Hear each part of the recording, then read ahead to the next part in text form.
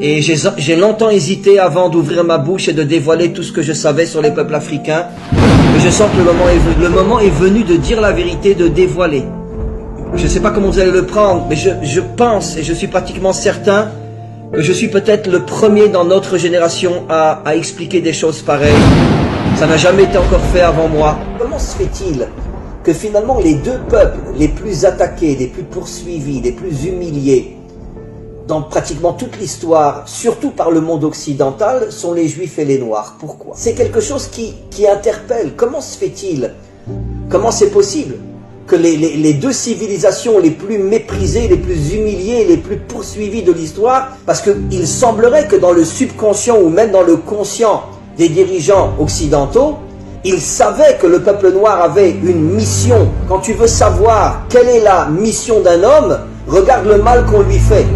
Si un homme est transformé en esclave, ça veut dire qu'il a une nature de roi.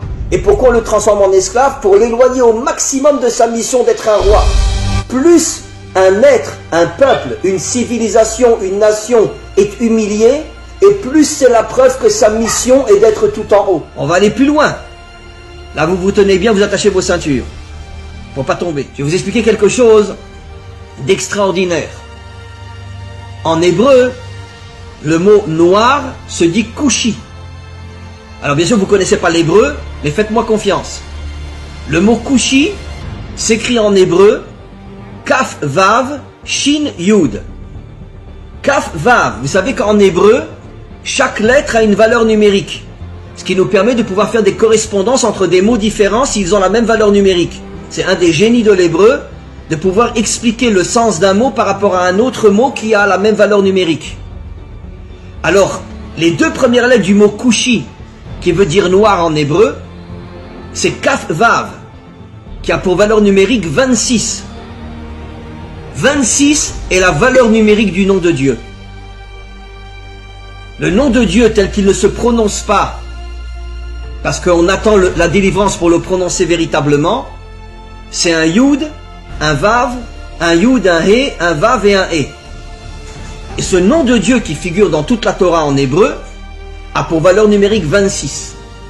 Après vous avez Kou, donc Kaf Vav, le nom de Dieu, le véritable nom de Dieu dans le mot donc qui fait allusion aux Africains, aux Noirs.